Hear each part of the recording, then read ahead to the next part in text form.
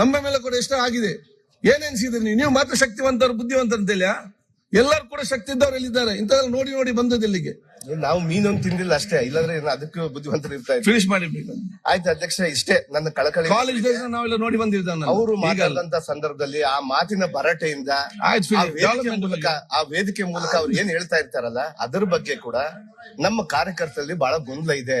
ಕಾರ್ಯಕರ್ತರು ಭಯಭೀತರಾಗಿದ್ದಾರೆ ಬಳ್ಳಾರಿಯಲ್ಲಿ. ಅಂತ ವಾತಾವರಣ ತರಬೇಡಿ ಅಂತ ಹೇಳಿ ಡೆವಲಪ್ಮೆಂಟ್ ಬಗ್ಗೆ ಮನವಿ ಮಾಡ್ತಾ ಇದ್ದೀನಿ ನಾನು. ಅದ್ರಲ್ಲಿ ಏರ್ಪೋರ್ಟ್ ಯಾವಾಗ ಬರ್ತದೆ?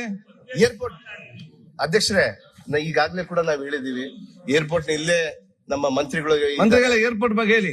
ಮಂತ್ರಿಗಳ ಜೀನ್ಸ್ ಫ್ಯಾಕ್ಟರಿ ಯಾವಾಗ ಬರ್ತದೆ? ಜೀನ್ಸ್ ಫ್ಯಾಕ್ಟರಿ ಆಲ್ರೆಡಿ 600 ಎಕರೆ ಈಗ ಆಲ್ರೆಡಿ ನಾವು ಇದನ್ನ ಮಾಡ್ಕೊಂಡಿದೀವಿ. ಅಂದ್ರೆ ಎಷ್ಟು ಬುದ್ಧಿವಂತಿಕೆಯಿಂದ ನಮ್ಮ ಅಧ್ಯಕ್ಷರು ಅದನ್ನ ತಳ್ಳಿಬಿಟ್ರು ನೋಡ್ರಿ. ಆಗಿಲ್ಲ ಏರ್ಪೋರ್ಟ್, ಜೀನ್ಸ್ ಫ್ಯಾಕ್ಟರಿ ಇದನ್ನೆಲ್ಲ ಆಲ್ರೆಡಿ ಆಗಿದೆ. 600 ಇಂದ 800 ಎಕರೆ ನಾವು ಈಗಾಗಲೇ ಕೂಡ ಅಕ್ವಿಸಿಷನ್ ಮಾಡಿದೀವಿ. ಅಲ್ಲಿ ಕ್ಲಸ್ಟರ್ ಒಂದು ಒಳ್ಳೆಯ ಜೀನ್ಸ್ ಪಾರ್ಕ್ ಅನ್ನ ಪ್ರಪಂಚಕ್ಕೆ ತೋರಿಸುವಂತದನ್ನ ನಮ್ಮ ರಾಹುಲ್ ಗಾಂಧೀಜಿ ಅವರ ಕನಸನ್ನ ನಾವು ನನ್ಸ್ ಮಾಡ್ತಾ ಇದೀವಿ. ಮಾನ್ಯ ಮುಖ್ಯಮಂತ್ರಿ, ಉಪಮುಖ್ಯಮಂತ್ರಿ ಮತ್ತು ನಮ್ಮ ಮಂತ್ರಿಗಳ ಅವರ ಕನಸನ್ನ ನನ್ಸ್ ಮಾಡ್ತಾ ಇದೀವಿ. ಅದರಲ್ಲಿ ಎರಡನೇ ಮಾತಿಲ್ಲ. ನಾವು ಅಲ್ಲಿ ಕೆಲಸ ಮಾಡೋದನ್ನ ಇವ್ರಿಗೆ ಹೇಳಿ ತೋರಿಸಬೇಕಾಗಿಲ್ಲ. ನಮ್ ಕೆಲಸದಲ್ಲಿ ನಾವು ತೋರಿಸ್ತೀವಿ. ನಾವು ನಮ್ಮ ಅಭಿವೃದ್ಧಿಯನ್ನ ನಾವು ಮುಂದೆ ಇಟ್ಕೊಂಡು ನಾವು ಮಾಡ್ತೀವಿ. ಎರಡನೇ ಮಾತಿಲ್ಲ. ನಮ್ಮ ಮಾನ್ಯ ಸಭಾ ಅಧ್ಯಕ್ಷರೇ, ಒಂದೇ ನಿಮಿಷದಲ್ಲಿ ಮುಗಿಸ್ಬಿಡ್ತೀನಿ. ಮಾನ್ಯ ಗೃಹ ಮಂತ್ರಿಗಳ ಬಗ್ಗೆ ಇವ್ರ ಬಗ್ಗೆ ಅವ್ರು ಹೇಳಿದಾರೆ.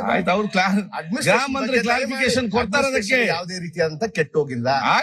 ಬಳ್ಳಾರಿ ಬಹಳಷ್ಟು ಶಾಂತಿ ರೀತಿ ಆಗಿದೆ. ಈ ಘಟನೆ ನಡಿಕೂಡ್ದಾಗಿತ್ತು.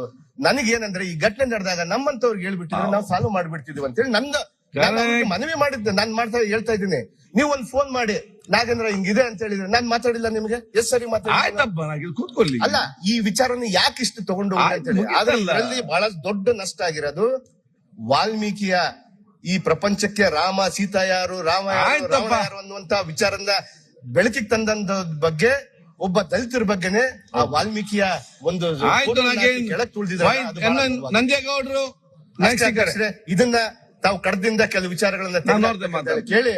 ನನ್ನ ಮಾತಲ್ಲಿ ಬೇರೆಯ ವೈಯಕ್ತಿಕ ಯಾವುದೇ ಇಲ್ಲ. ನಾನು ಇದನ್ನ ಕ್ಲಾರಿಫೈ ಮಾಡ್ತೀನಿ.